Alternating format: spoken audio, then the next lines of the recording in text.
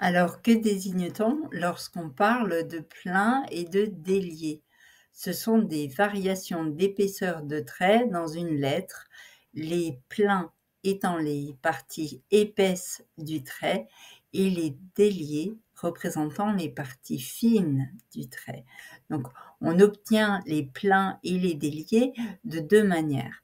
Soit la plume est large et dans ce cas-là, suivant si on tire dans toute l'épaisseur du bec de plume ou si on glisse sur le bord du bec, on va avoir un trait large ou un trait fin.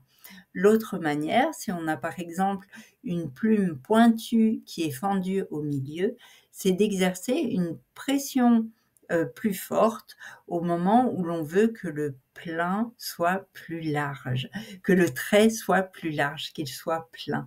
Et puis, lorsqu'on relâche la pression, le trait devient aussi fin qu'un cheveu. Voilà. Si vous aussi vous vous intéressez à ce sujet, je vous invite à rejoindre notre communauté privée où des passionnés poursuivent les discussions. Vive la calligraphie, vive l'enluminure, prenez soin de vous et à très bientôt. Au revoir.